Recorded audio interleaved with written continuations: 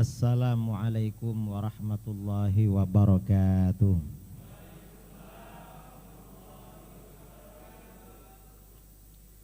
Bismillahirrahmanirrahim. Alhamdulillahi rabbil alamin. Lahul hamdu wa lahul fadlu wa lahul thana'ul hasan. Ashhadu an la ilaha illallah wahdahu la syarika lah. Wa ashhadu anna sayyidana Muhammadan abduhu wa rasuluh. Allahumma salli ala sayyidina Muhammadin tibbil qulubi wa dawaiha wa afiyatil abadani wa shifaiha wa nuril absari wa diyaiha wa qutil arwahi wa ghidhaiha wa ala alihi wa sahbihi wa sallim. Pimpinan DPW Dewan Pimpinan Wilayah Partai Keadilan Sejahtera Provinsi Kepulauan Riau, sahabat saya selaku Ketua Ustadz Bakhtiar, dan juga jajaran pimpinan DPD Partai Keadilan Sejahtera Kota Batam, beserta seluruh jajaran yang hadir pada pelantikan pagi kali ini yang berbahagia. Alhamdulillah, insya Allah untuk ketiga kalinya saya hadir di acara Partai Keadilan Sejahtera.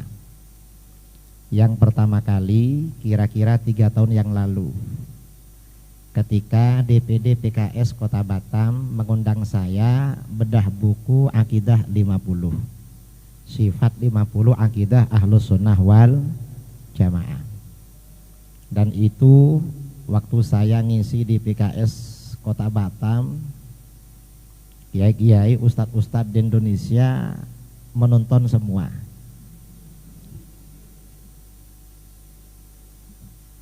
Dan habis itu banyak tanya, loh kiai kok datang ke itu caranya PKS, wong itu pengajian kan gak apa-apa.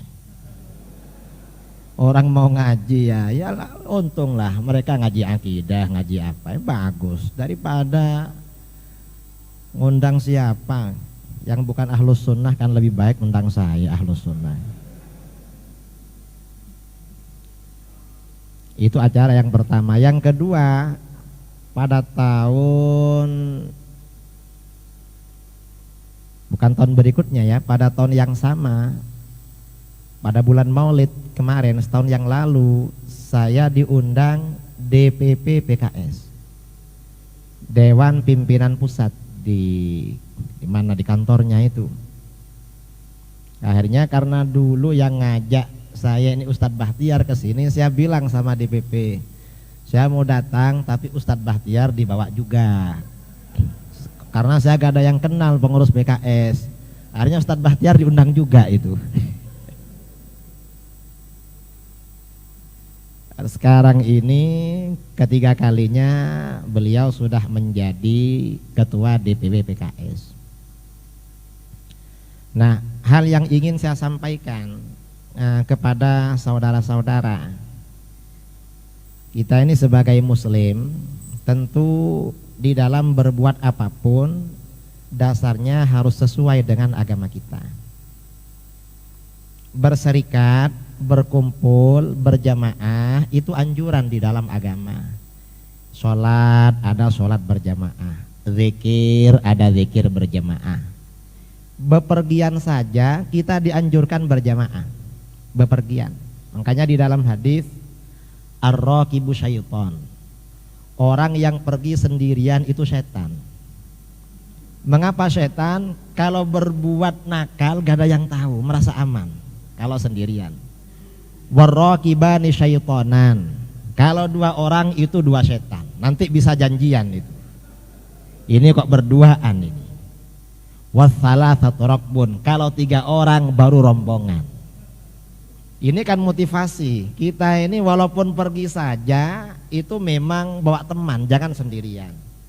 Kalau sendirian ini mencurigakan, nanti kemana tujuannya itu pergi. Nah, di dalam berjuang, apakah kita memperjuangkan agama, memperjuangkan negara, kita juga butuh bersinergi, berkumpul, berjamaah. Ini kalau dalam politik yang disebut dengan partai. Nah, karena kita ini muslim, kita harus sesuai dengan agama kita. Di dalam Al-Quran, ta'awanu 'alal birri wat taqwa wala ta'awanu 'alal itsmi wal 'udwan. Salinglah tolong menolong kalian untuk kebaikan dan ketakwaan. Artinya apa? Seorang muslim di dalam berjamaah, dalam bekerja sama, itu dasarnya harus untuk kebaikan dan untuk ketakwaan kepada Allah. Tidak boleh untuk menipu, untuk menelikung, atau untuk ngapusi, atau untuk ngakali, gak boleh. Harus alal birri wat taqwa. Karenanya setelah itu dalam ayat berikutnya, kalimat berikutnya, wala ta'awanu 'alal itsmi wal 'udwan. Jangan tolong menolong untuk perbuatan maksiat, untuk perbuatan dosa, jangan tolong menolong. Dan jangan tolong menolong pada permusuhan. Kita ini berkumpul di sini, jangan sampai niatnya kita berbuat zalim kepada siapa, berbuat maksiat kepada siapa, dan jangan sampai tujuannya memusuhi siapapun. Apakah karena beda partai dengan kita, apakah karena beda agama atau beda tujuan, jangan. Karena itu tidak boleh. Kita ini tolong menolong, berkumpul seperti ini, asasnya adalah albirri wat taqwa. Itu yang harus menjadi fondasi. Jangankan berpartai ya, orang hijrah. Orang hijrah itu kan niatnya kan juga menjadi persoalan. Kita ingat, mungkin sebagian ustadz ini pernah belajar kitab Arba'in Nawawi. Hadis pertama dalam Arba'in Nawawi, innamal a'malu binniyat. Amal perbuatan kamu tergantung niatnya. Kita masuk ke sini, bergabung di kepengurusan PKS. Walaupun saya ini di PKS ya bukan pengurus, bukan apa, cuma kawan dengan Ustadz Bahtiar itu. Cuma kawan aja. Kita ini bergabung dimanapun harus niatnya ditata yang baik. Faman kanat hijratuhu ilallahi wa rasuli fa hijratuhu ilallahi wa rasuli. Siapa yang hijrahnya ke Madinah semata-mata karena Allah dan Rasulnya, maka balasannya, pahalanya dari Allah dan Rasulnya. Hijrahnya adalah nilainya yang dinilai oleh Allah, jadi dari Allah dan Rasulnya. Wa man kanat hijratuhu lidunyan yusibuha awimra'atin yankihuha. Barang siapa yang hijrah ke Madinah karena urusan dunia, kerja di Mekah kok kesulitan cari ekonomi, lalu ke Madinah misalnya kayaknya enak kerja di sana, lalu hijrah.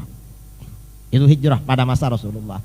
Atau karena perempuan yang ingin dinikahi, wah itu perempuan pujaan saya kok hijrah ke Madinah, tak kejar aja hijrah ke Madinah.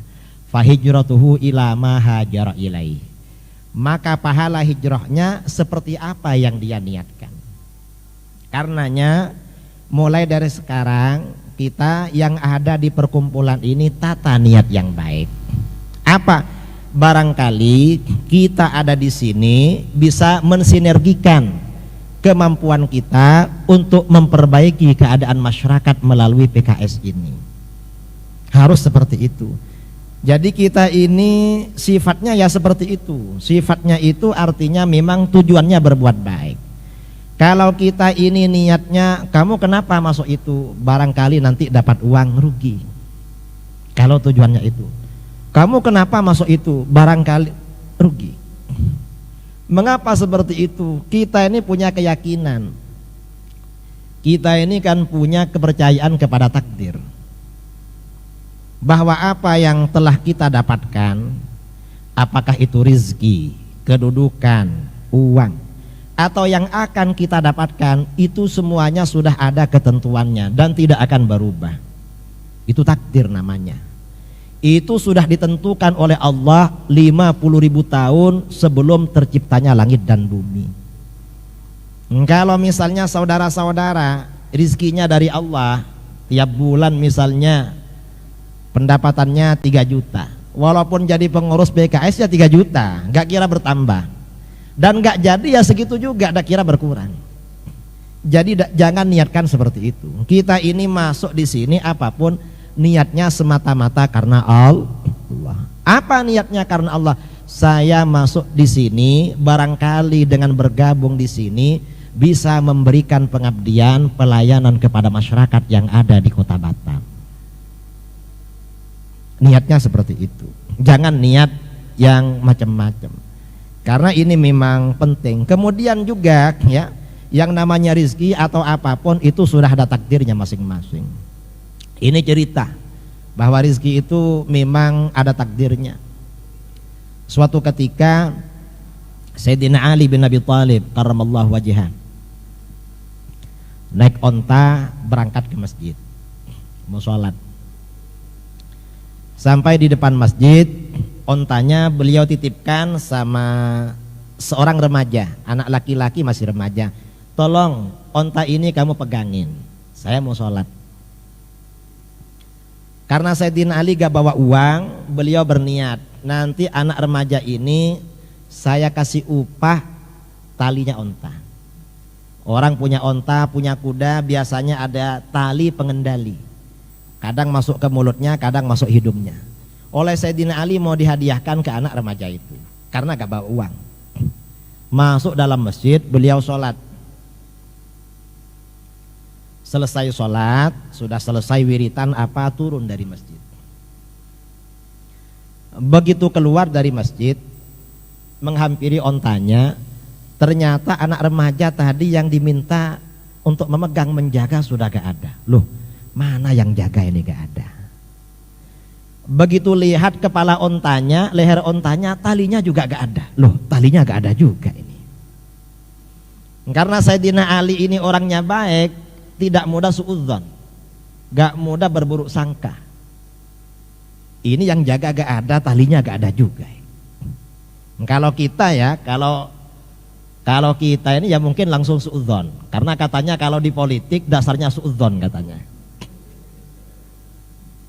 Dan itu tidak boleh ya, suudzon itu gak boleh. Kita harus hati-hati walaupun berpolitik ya. Hati-hati jangan suudzon lah. Cuma perlu waspada saja. Waspada itu perlu untuk menjaga bangsa atau umat yang kita layani. Akhirnya Sayyidina Ali pulang naik ontanya. Sayyidina Ali kebetulan lewat agak dekat dengan pasar.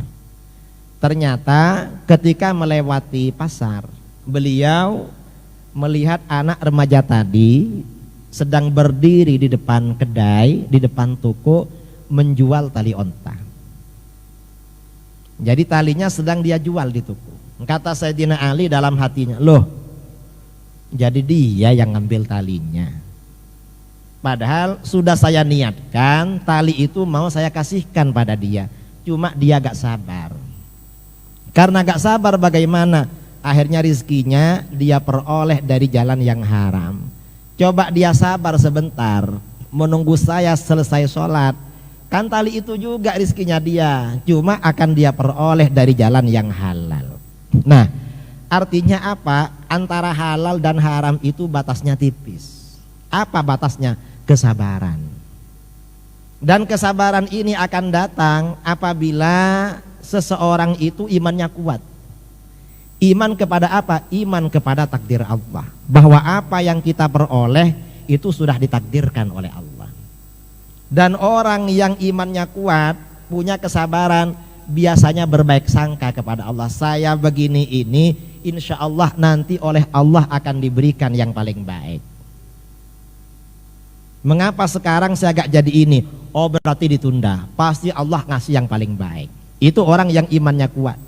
Adapun imannya yang tidak kuat, tidak sabar, biasanya berburuk sangka pada Allah. Saya ini kalau gak curi, gak mencuri, gak dikasih rizki oleh Allah. Ini pangeran ini gak ngasih kalau saya gak mencuri.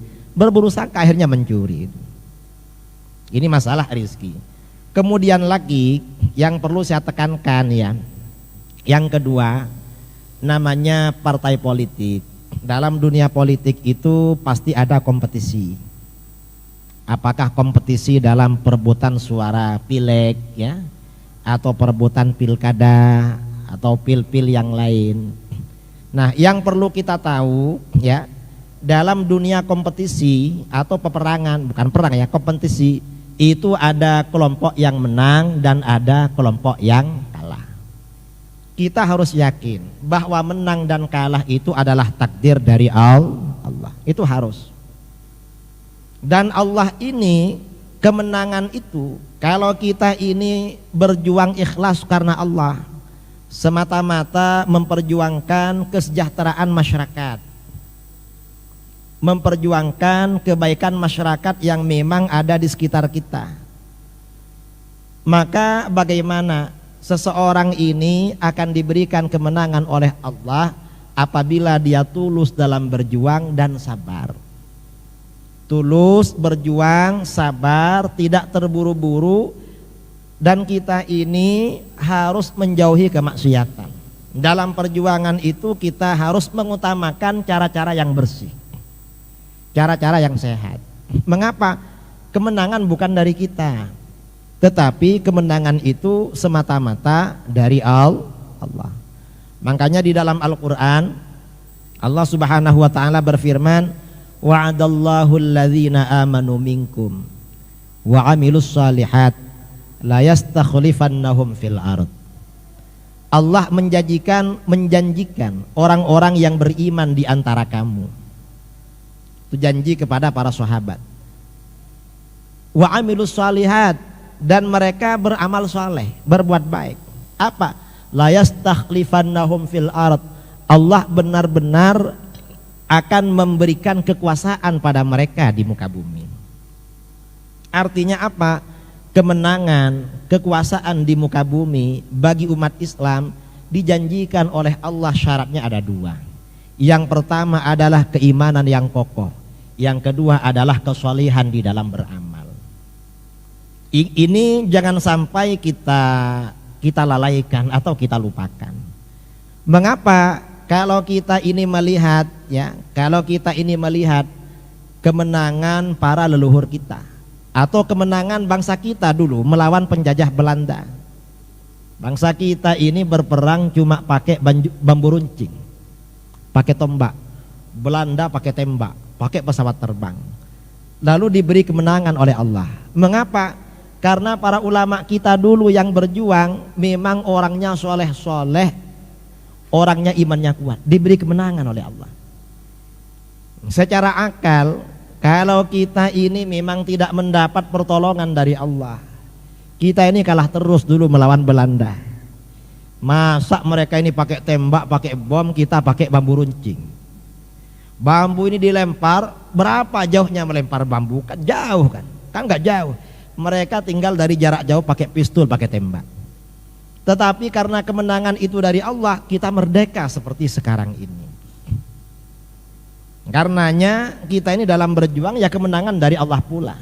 Dan kita ini kalau melihat perjuangan di dalam Islam, kemenangan demi kemenangan yang diraih oleh baginda Rasulullah SAW, itu bukan karena persenjataan yang lengkap dan bukan karena tentara yang lebih banyak. Kalau kita lihat misalnya dalam perang Badar, secara jumlah prajurit, orang kafir itu jumlahnya 1000, tentaranya Rasulullah cuma 313. Kalau 313 melawan 1000, berarti tiap orang melawan 3 orang. Sudah kalah itu secara kuantitas. Kemudian persenjataan kalah juga, karena waktu itu tentaranya Rasulullah yang bawa pedang untuk perang itu hanya 8 orang. Pedangnya cuma 8, dan itu pun yang tajam cuma 2, yang lain gak tajam dalam perang Badar. Karenanya sebelum perang dimulai, Rasulullah berdoa kepada Allah itu memaksa sampai selendangnya jatuh. Ya Allah, kalau ini kalah gimana? Gak ada yang ibadah lagi. Jatuh. Ternyata bagaimana dalam peperangan Badar, orang kafir ini yang mati 70 orang, yang ditangkap jadi tawanan 70 orang. Orang Islam yang gugur hanya 14 orang. Mengapa? Ya karena keimanan itu tadi. Makanya di dalam Al-Quran perang Badar diingatkan oleh Allah, falam taqtuluhum walakinnallaha qatalahum. Hai orang Islam, bukan kamu yang membunuh musuh-musuh kamu, tapi Allah yang membunuh mereka. Kamu gak bawa pedang kamu. Itu dalam perang Badar.